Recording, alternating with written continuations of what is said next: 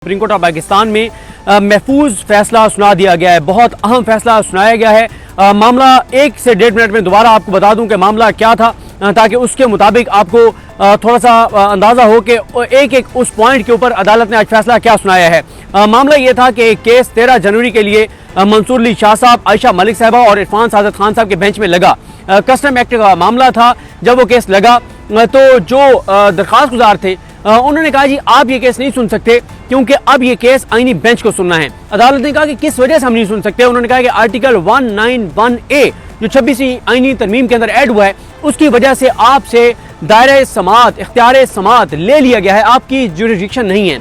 अदालत ने कहा कि चलें हम पहले अपने दायरे इख्तियार, दायरे समात का फैसला कर लेते हैं कि इख्तियार समात का फैसला कर लेते हैं कि हमारा इख्तियार समात है या नहीं, हमारी जुरिडिक्शन है या नहीं। 13 तारीख को फैसला 16 जनवरी के लिए समात के लिए मुलतवी किया गया। 16 तारीख को अदालत को जब अदालत आई तो वो बेंच तब्दील था।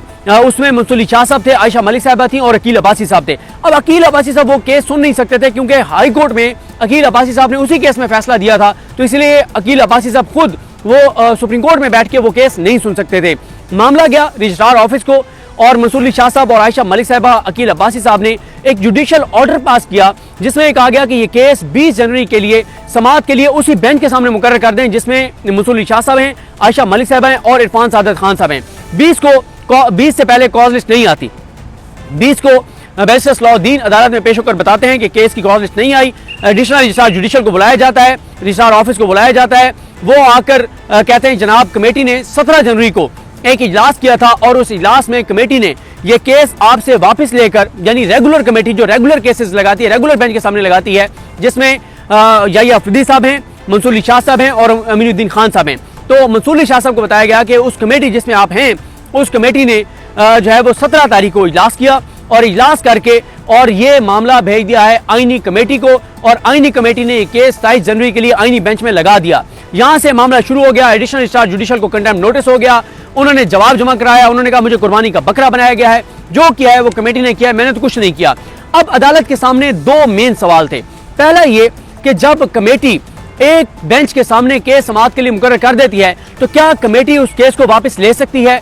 दूसरा ये था कि अगर कहीं पे जुडिशियल ऑर्डर आ जाता है तो उस जुडिशियल ऑर्डर को एडमिनिस्ट्रेटिव ऑर्डर के जरिए सेट असाइड किया जा सकता है, नहीं किया जा सकता, कलअदम किया जा सकता है, नहीं किया जा सकता, वापस लिया जा सकता है, नहीं लिया जा सकता, चेंज किया जा सकता है, नहीं किया जा सकता। ये वो दूसरा सवाल था। चलता रहा, फैसला महफूज हुआ और आज वो फैसला सुनाते हुए मंसूर अली शाह साहब और अकील अब्बासी साहब ने पहला बड़ा फैसला ये सुनाया है कि दोनों कमेटियों ने अपने इख्तियारात से तजावुज़ किया है, दोनों कमेटियों ने गैर कानूनी काम किया है। पहली कमेटी जो याहिया अफरीदी साहब और अमीनुद्दीन खान साहब थे उस कमेटी में, और दूसरी कमेटी जिसमें अमीनुद्दीन खान साहब, जमाल खान मंदोखेल साहब और मोहम्मद अली मजहर साहब थे, इन दोनों कमेटियों ने गैर कानूनी काम किया है। इनका वो दायरा इख्तियार था नहीं, इनके वो इख्तियारात थे नहीं, वो काम ये नहीं कर सकते थे जो इन दोनों कमेटियों ने किया है। तो सबसे बड़ी खबर तो ये है कि इन दोनों कमेटियों के इक़दामात को गैर कानूनी करार दे दिया गया है। जो दूसरा नुकता है वो ये है कि इन जो एडिशनल रजिस्ट्रार जुडिशियल हैं नजर अब्बास, उनको OSDB बना दिया गया था याहिया अफरीदी साहब की जानिब से। तो एडिशनल रजिस्ट्रार जुडिशियल नजर अब्बास को जो तौहीन अदालत का शोकॉज नोटिस जारी किया गया था वो नोटिस अदालत ने डिस्चार्ज कर दिया है, वो नोटिस अदालत ने वापस ले लिया है, क्योंकि अदालत ने कहा है कि हमने देखा है नजर अब्बास की कहीं पे बदनीयती नहीं है, उसका कोई कसूर नहीं है, उसकी किसी पार्टी से कोई ऐसा तल्लुक नहीं था कि उसने जानबूझ के ये काम किया हो। और उन्होंने कहा है कि ये काम किया है उन कमेटियों ने जिन कमेटियों के पास ये इख्तियार नहीं था। जो तीसरा पॉइंट है, अदालत ने ये कहा है कि ये जो दोनों कमेटियां हैं इन्होंने गैर कानूनी काम किया है, ये जुडिशियल ऑर्डर को वायलेट नहीं कर सकते थे, ये जुडिशियल ऑर्डर को एडमिनिस्ट्रेटिव साइड पे बैठ के सेट असाइड नहीं कर सकते थे, उसको अनडू नहीं कर सकते थे। तो इन्होंने गैर कानूनी काम किया है। तो हम चाहें तो हम इनको शोकॉज नोटिस जारी कर सकते हैं, लेकिन अदालती हमआंगी का एक तकाजा है और अदलिया के वकार का मामला है और ये बहुत सेंसिटिव मामला है। तो हम तौहीन अदालत का नोटिस, शोकॉज नोटिस इन जजेस को जारी नहीं कर रहे, लेकिन ये मामला हम चीफ जस्टिस पाकिस्तान को कहते हैं कि वो फुल कोर्ट बुलाएं और फुल कोर्ट के सामने इन जजेस के खिलाफ कार्रवाई आगे बढ़ाने के लिए जो है वो समाअत की जाए। अब अदालत ने यहाँ पर यह कहा है कि इससे पहले हाई कोर्ट के रजिस्ट्रार के कंटेम्प्ट के मामले में 14 रुकनी बेंच जो है वो बनाया गया था, तो यहाँ पे तो जजेस का मामला है, तो लिहाजा फुल कोर्ट कन्वीन की जाए।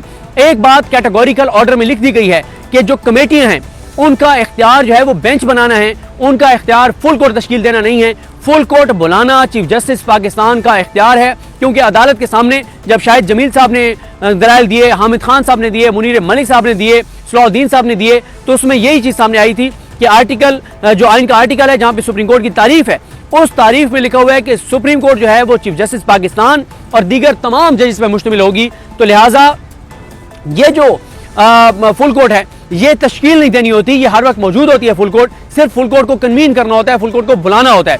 तो ये अब कहा गया है कि फुल कोर्ट जो है उसको चीफ जस्टिस पाकिस्तान बुलाएं और फुल कोर्ट के सामने ये मामला रखा जाए कि ये दो कमेटियां, इनके मेंबरान ने जो गैर कानूनी काम किया है, इनके हवाले से मजीद कैसे प्रोसीड करना है।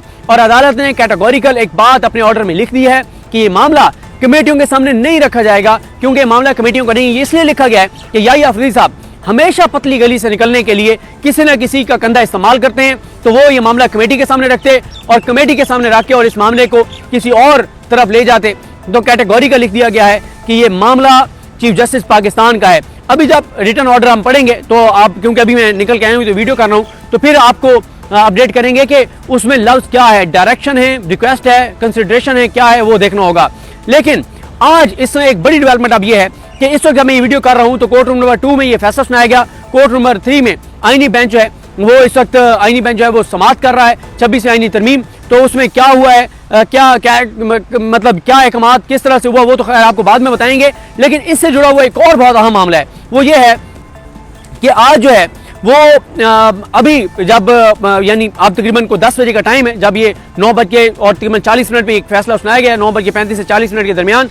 तो इस वक्त जब मैं ये वीडियो कर रहा हूँ तो 1 बजे 6 जजेस बैठेंगे। जो एडिशनल रजिस्ट्रार जुडिशल नजर अब्बास साहब हैं, उन्होंने एक इंट्रा कोर्ट अपील दायर की थी जिसमें उन्होंने कहा था कि जो शोकॉज नोटिस मुझे जारी किया गया है वो गलत है, अदालत इस नोटिस को कलअदम करार दे। तो इसके ऊपर 6 रुकनी बेंच बना दिया याहिया अफरीदी साहब ने और अमीरुद्दीन खान साहब ने। इसके ऊपर बहुत बड़ी कंट्रोवर्सी है, क्योंकि जो मंसूर अली शाह साहब ने खत लिखा है जो तमाम जजेस को गया है, उस खत में मंसूर अली शाह साहब ये लिखते हैं कि जो एक गैर रस्मी हमारी मीटिंग हुई, उस गैर रस्मी मीटिंग में जस्टिस याहिया अफरीदी ने कहा कि वो इस मामले, उन्होंने पहले मंसूर अली शाह साहब ने अपना बताया कि मैंने उन्हें कहा कि आप इसके ऊपर 5 रुकनी बेंच बना दें इंटर कोर्ट अपील के ऊपर और उन जजेस पे मुश्तमिल जिनका मफादात का टकराव ना हो, यानी वो जज जो कमेटियों में ना हो, क्योंकि कमेटियों वाले तो फैसला दे चुके हैं और उन्हीं के फैसलों के हवाले से मामला है, तो वो ना हो। तो मंसूर अली शाह साहब कहते हैं कि याहिया अफरीदी साहब ने कहा कि नहीं 5 रुकनी नहीं, मैं 4 रुकनी बेंच बनाऊंगा। और अंडरस्टैंडिंग ये थी कि ये बेंच अत्तर मिनल्ला साहब की सरबराही में होगा, क्योंकि अत्तर मिनल्ला से ऊपर जो जजेस हैं वो तो सारे इन कमेटीज के मेंबर्स हैं और मुनीब अख्तर साहब मेंबर नहीं हैं। लेकिन मुनीब अख्तर साहब जो है वो आज है नहीं यहाँ पे सुप्रीम कोर्ट में इस्लामाबाद।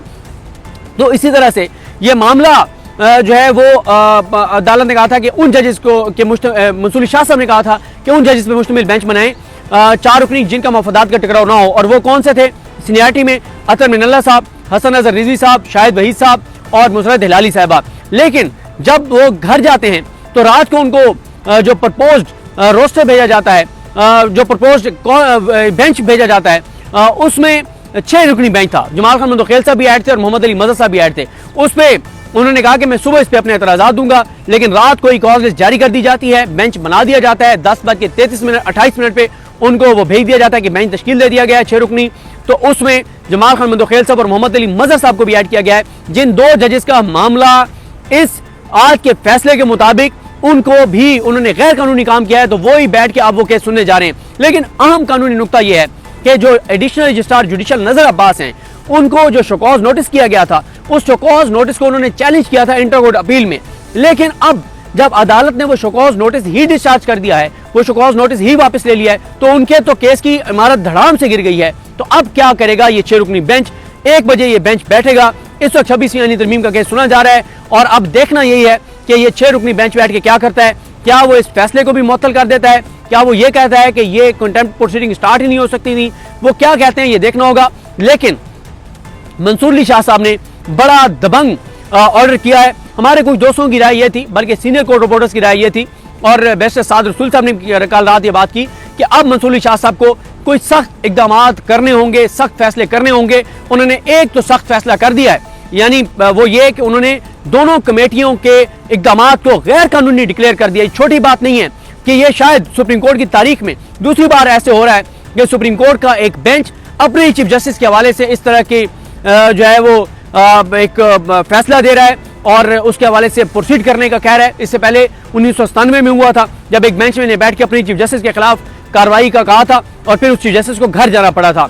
और इसीलिए याहिया अफरीदी साहब को अंदाजा है कि याहिया अफरीदी साहब ने कितना बड़ा गैर आईनी गैर कानूनी काम कर डाला है जो उन्होंने जुडिशल ऑर्डर को वायलेट किया है। इसलिए अब याहिया अफरीदी साहब हर तरह से कोशिश कर रहे हैं कि ये मामला यहीं पे रुक जाए, ये मामला आगे ना बढ़े, क्योंकि जब भी ये केस मेरिट पे सुना जाएगा, जब भी ये केस ओपन माइंड के साथ बैठ के जजेस सुनेंगे और इस केस को सुनने वाले जज अपने हलफ से वफा करेंगे, तो याहिया अफरीदी साहब इसमें कंटेम्प्ट में कन्विक्ट होते हैं, अमीनुद्दीन खान साहब कन्विक्ट होते हैं। चलें दूसरी कमेटी का तो बाद में मामला आएगा कि मोहम्मद अली मज़हर साहब का, जमाल खान मंदोखेल साहब का, क्योंकि इस कमेटी ने उनको भेज दिया था तो उन्होंने चले वो किया।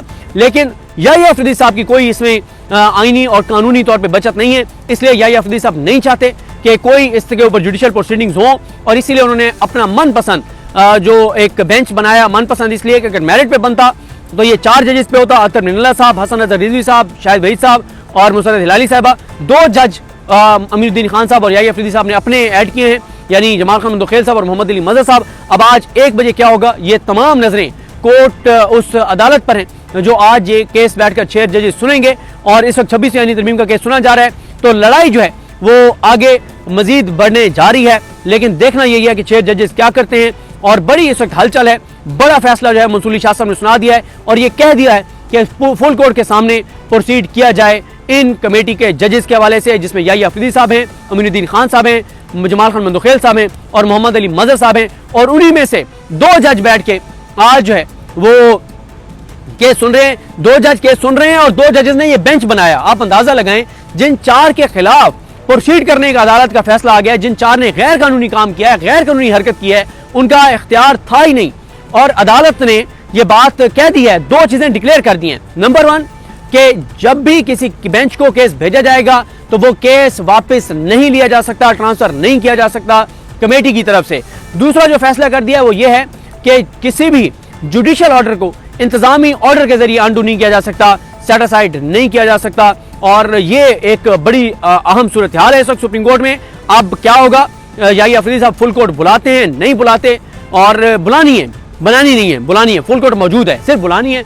तो देखते हैं जी चीजें कैसे आगे बढ़ती हैं। और सवाल तो ये भी है कि अगर वो फुल कोर्ट बिठाते हैं तो उस फुल कोर्ट में फिर कौन कौन नहीं बैठेगा, उस फुल कोर्ट में फिर क्या याहिया अफरीदी साहब और अमीनुद्दीन खान साहब, जमाल खान मंदोखेल साहब, मोहम्मद अली मज़हर साहब, मंसूर शाह साहब, अकील अब्बासी साहब, ये 6 जज तो फिर शायद ना बैठ सकें, क्योंकि ये 6 तो या इक़दामात कमेटियों में बैठ के कर चुके हैं या अपना एक फैसला दे चुके हैं, या फिर यह है कि सारे बैठ के सुन लेंगे। ये एक सवाल है कानूनी जिसको देखना होगा। तो बहरहाल जी देखते हैं चीज़ें कैसे आगे बढ़ती हैं। मुझे अपनी दुआ में याद रखें। अल-करीम हम सबका हामी नासर। अल्लाह हाफिज़।